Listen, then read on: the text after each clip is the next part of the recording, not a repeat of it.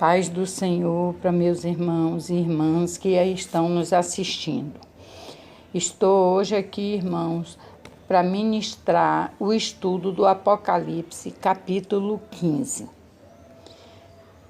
Vamos orar, pedindo ao Senhor que fique na direção desse nosso trabalho. Senhor, meu Deus, Pai eterno, nos colocamos, Senhor, na Tua presença, te implorando a Tua misericórdia e graça sobre mim, sobre todo o grupo, e que toda ou qualquer palavra que saia de minha boca seja, Senhor, orientada por Ti, pelo Teu Espírito Santo, que não venha o que nós queremos ouvir, mas aquela lição, Senhor, que deve ser entendida, compreendida. Não venha o eu acho da Jacira, mas o estudo verdadeiro, tradutório da lição aqui estudada. Te agradeço, ó Pai, essa oportunidade e no momento pedimos a união e a paz de todo o grupo, das pessoas que aqui estão me ouvindo. Amém. Irmãos, o capítulo 15, ele é um capítulo pequeno. Então, eu vou estar lendo ele antes mesmo de começar a falar. O derramamento, o quinto fala do derramamento das 7 pragas, ou seja, as 7 taças da ira de Deus.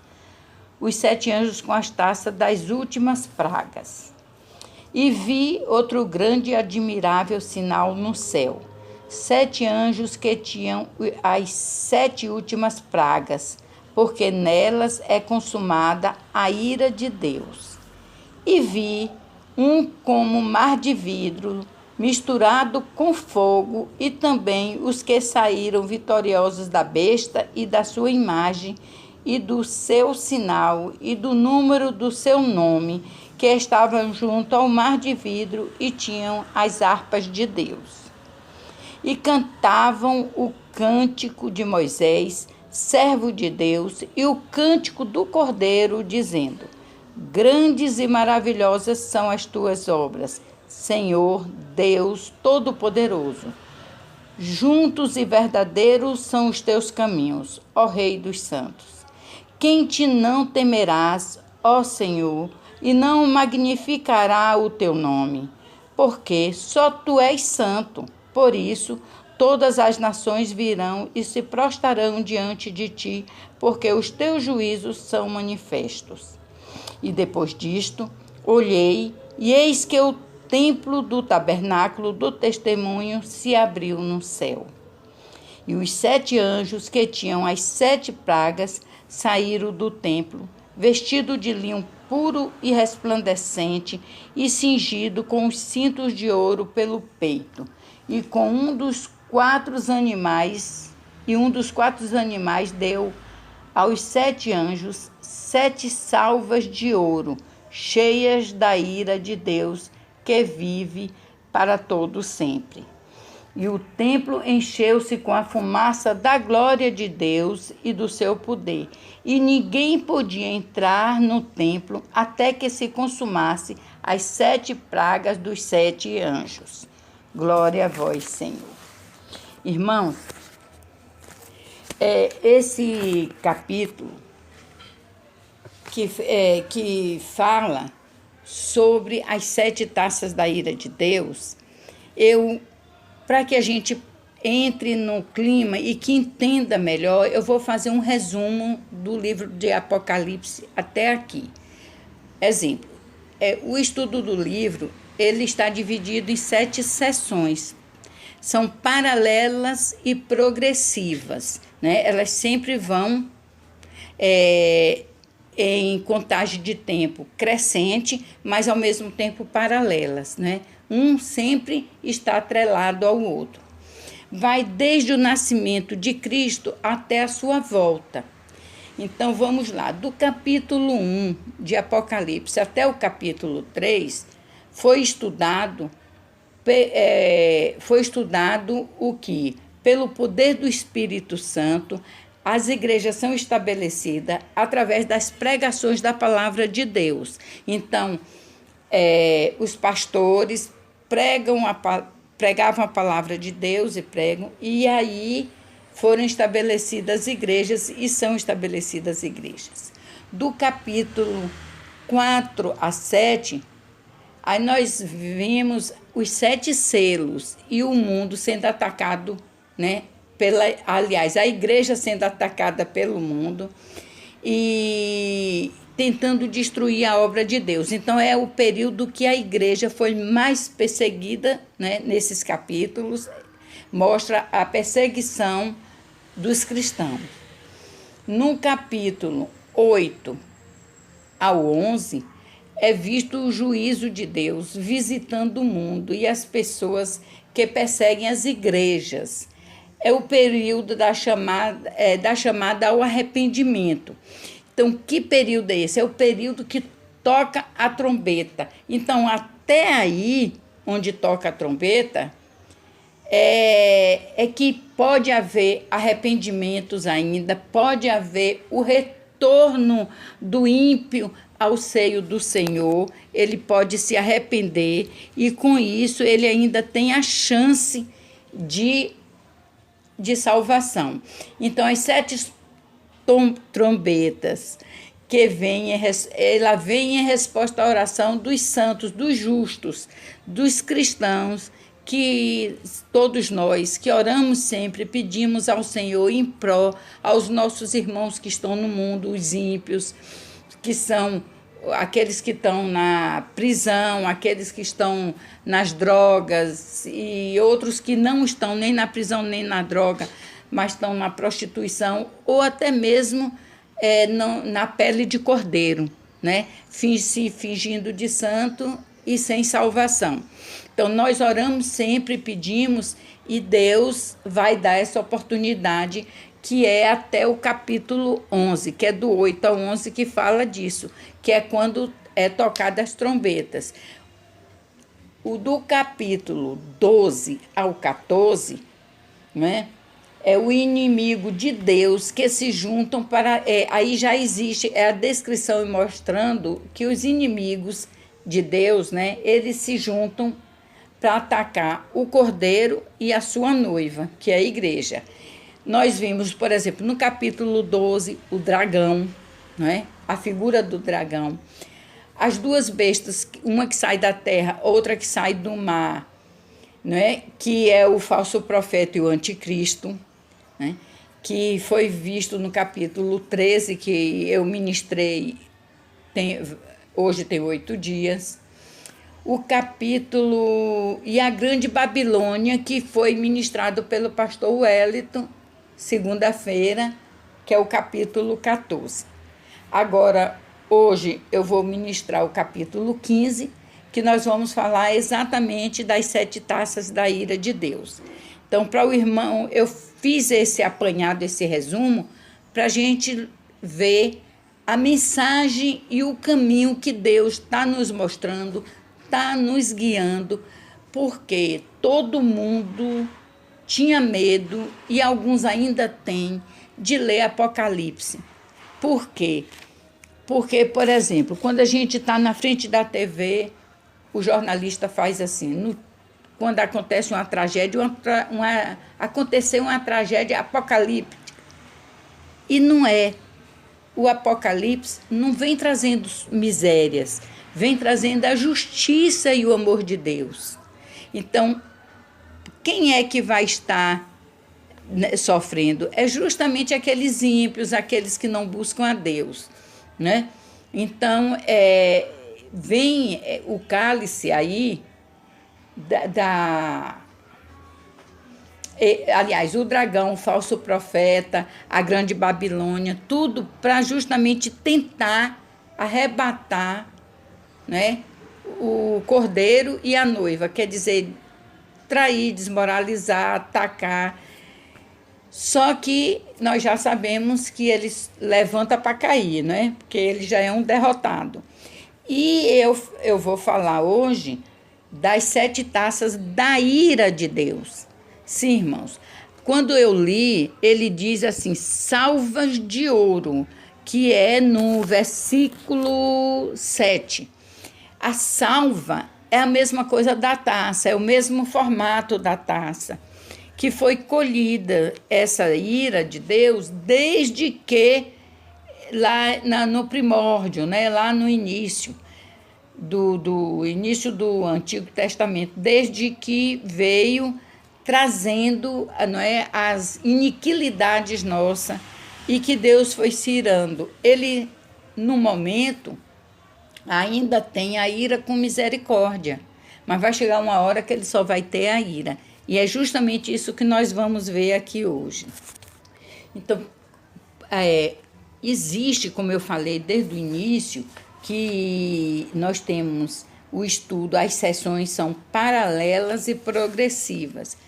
Exemplo, as trombetas e as taças. As trombetas, o que é que ela veio significar? O que é o significado dela? Eu já falei. É advertir o quê? Ao ímpio. É cheio de ira, mas essa ira tem a mistura da misericórdia de Deus ainda. Então, o que acontece? É a hora, é a sacudida, é o alerta, é o grito dizendo: venham, ainda há tempo, eu estou de braços abertos para recebê-los. E na hora que chega a taça, que é justamente esta que eu vou falar agora, aí já não tem mais a misericórdia. Nós só vamos ter agora a ira de Deus, que é o que eu estou falando agora. Então, a partir do 15º capítulo, nós vamos ver que já não existe mais a misericórdia de Deus. Aí só vai existir a ira. São as taças cheias da ira, né? E os ímpios terão que beber a taça da ira de Deus.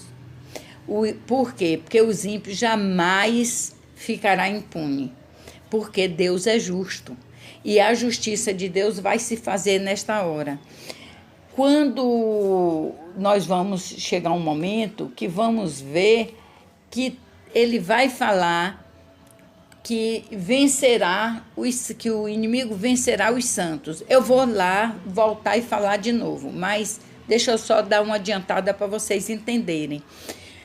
Quando eles dizem que vence, eles vão vencer fisicamente, mas jamais vão tocar a alma. O que está salvo é salvo, o que é de Deus é de Deus.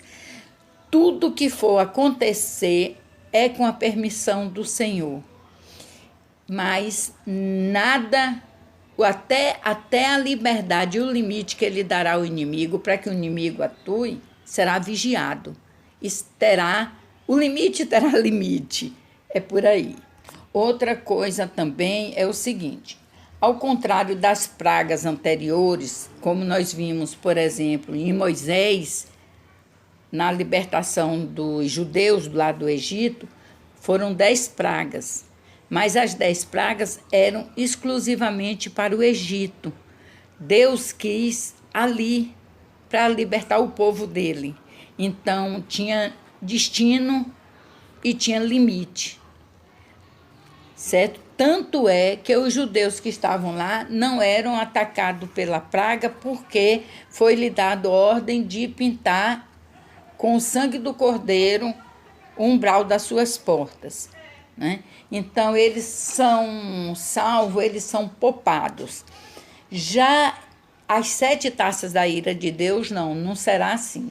Ao contrário, essas 7 pragas das taças, elas são universais e só terminará com a abolição de todo o mal da terra, e é o fim do mundo, né? Só quando terminar tudo, acabar com tudo.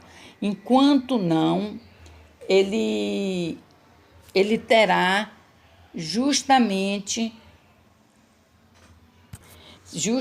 a ira, o amargor, né, das taças. Só cessa quando termina e que tem o julgamento, que é mais na frente, que nós vamos ver em outros capítulos.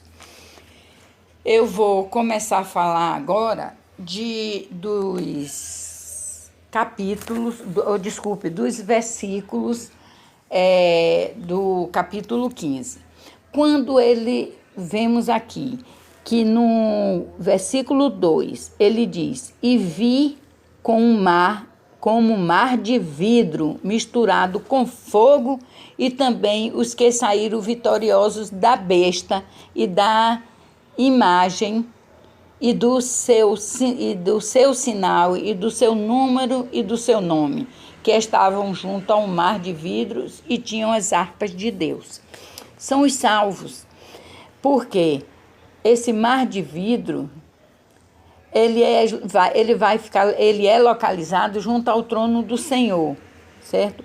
Se a gente for no capítulo 4 de Apocalipse, no versículo 6, vamos lá para o irmão ver. Aqui diz assim: havia diante do trono como um mar de vidro, semelhante ao cristal, e no meio do trono e ao redor do trono, 4 animais cheios de olhos por diante e por trás. E o primeiro animal era semelhante a um leão. E aí segue. Então, ele confirma. Então, é o que eu disse, é paralelo e progressivo, porque ele fala do mar de vidro no 4 e ele enfatiza e reforça aqui no 15º. São os que estão ao seu lado, são os vitoriosos contra o Satanás e sua besta maligna, né? E o cântico, já no versículo 3 e 4, fala-se do cântico de Moisés e do cântico do Cordeiro. Quem te não temerás, ó Senhor, e não magnificará o teu nome, porque só tu és santo. Por isso todas as nações virão e se prostrarão diante de ti, porque os teus juízos são manifestos. Então, adoração a Deus, adoração ao Pai e como é que se diz? E fala das suas grandes obras, da sua misericórdia. Mas como era essa adoração? Era através do cântico de Moisés e do cântico do Cordeiro. No versículo 3 e 4, a gente está vendo isso. E qual era o cântico de Moisés? Era a celebração da travessia do Mar Vermelho na libertação do povo do Egito. Quando Moisés, através de Deus, que Deus abre o mar, e que os judeus atravessam o Mar Vermelho e que chega do outro lado, os inimigos que tentaram atravessar foram engolidos pela água, mas lá, eu não sei se os irmãos, alguns podem não estar lembrados, eu vou falar, a Miriam, né? Miriam, ela dança e canta a glória e a vitória. Então, Moisés dança, Moisés canta, e assim todos juntos, a vitória. Por quê? Porque o inimigo foi vencido e Moisés, junto com todos os judeus, naquele momento, obteve a vitória do Senhor. E qual é o cântico do Cordeiro? O cântico do Cordeiro é a celebração da vitória do povo de Deus sobre Satanás, que é o cântico que fala exatamente das vitórias, do amor de Deus, das providências divinas, porque o cântico do Cordeiro celebra a suprema libertação do povo de Deus do poder de Satanás. Então, Satanás aí não vai ter mais chance, né? Não vai ter mais autonomia e nem direito nenhum a reclamar. No versículo 5, do 5 ao 8, lembra a passagem em Êxodo, na passagem pelo deserto, quando os judeus passavam pelo deserto com a arca, quando a arca da aliança residia no tabernáculo ali, né? Então, não tinha sido violada nem imaculada, que depois a gente vê na frente, né? Os anjos que estavam saindo do templo, né, quando diz que eles estavam saindo vestidos com vestes brancas de linho puro e resplandecente, cingido com cinto de ouro pelo peito. Essa descrição quer nos mostrar o quê? Que eles são puros e livres de corrupção.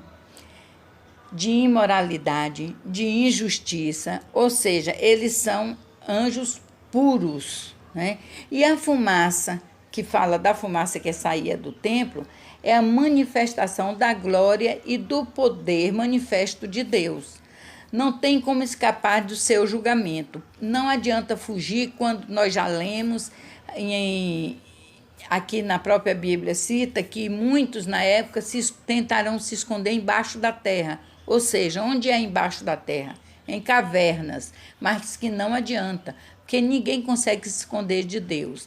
Então ainda é tempo, irmãos, todos nós, de fazermos um exame de consciência, de buscar dentro da gente o que é que nós estamos errando, onde nós estamos pecando, onde estamos desagradando ao Senhor. Por quê? Porque a qualquer momento pode chegar ao final. E vou citar aqui onde vai estar o ímpio provando da cólera de Deus antes dos que estão vivos. Quem morre em pecado agora um exemplo, 2 bandidos. Eu só estou dando um exemplo, não posso garantir que eles vão estar condenados, mas um exemplo para que os irmãos entendam a mensagem que eu estou querendo passar. 2 bandidos perversos estão tramando uma batalha e um vai e mata o outro. Aquele que morreu ali está totalmente em pecado, totalmente ímpio. Então, naquela hora, não adianta mais ninguém orar e pedir salvação para eles, porque o que ele tem que ser, ele já foi até ali. Dali em diante, ele já vai provar a taça da ira de Deus.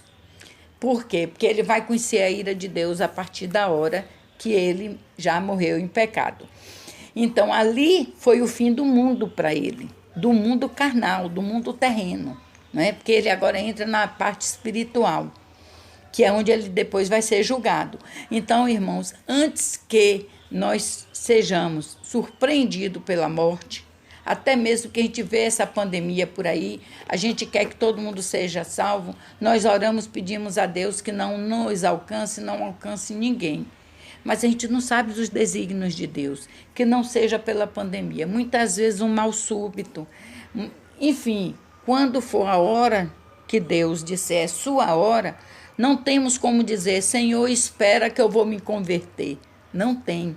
A hora de se converter é agora. A hora de se chegar ao Senhor é agora.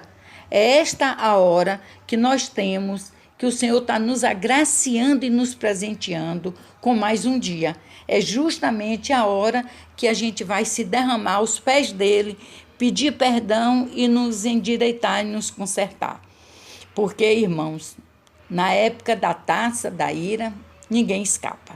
Não existirá mais chance. Até o tocar da trombeta tem a chance. Então, nós estamos agora no tocar da trombeta. A trombeta está tocando para mim, para vocês, irmãos. Então, nós temos que nos consertar agora. Temos sim que voltar ao Senhor aos pés, porque o fato de confessar ao Senhor já é salvação, sim, mas vamos garantir a nossa salvação. Porque para que esteja garantida, nós temos que estar em dias com o Senhor, nos pés dele, em adoração, em oração. Não existe nada melhor do que orar e adorar. Então, vamos ouvir a trombeta da chamada do Senhor e não vamos esperar chegar a época da taça da ira, porque aí não terá mais chance.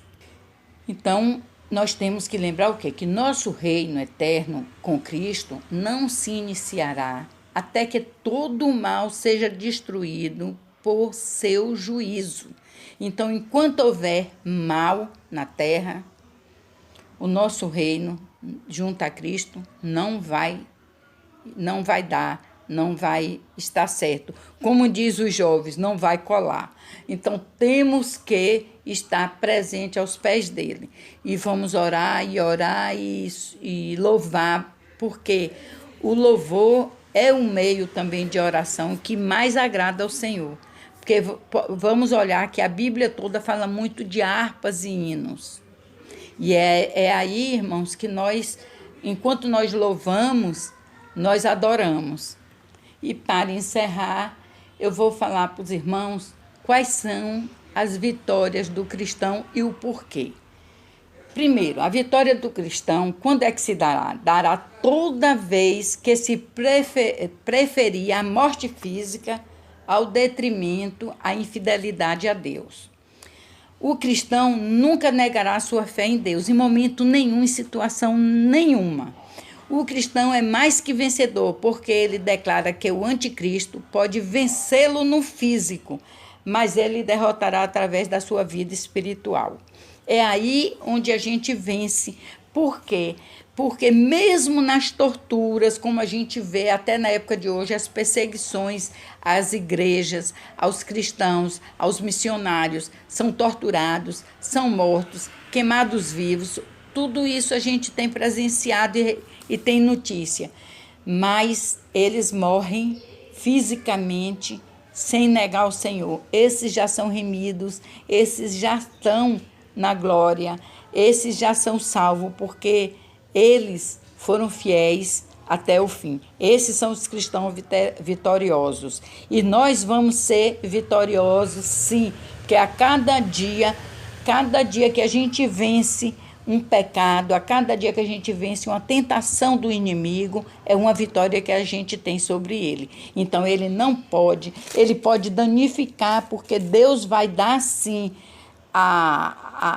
o período que ele reinará aqui, Deus vai dar a liberdade a ele, algumas liberdades, e uma delas, ele vai poder sim dominar a gente e vencer aos santos, mas ele vai vencer na carne, no sofrimento carnal.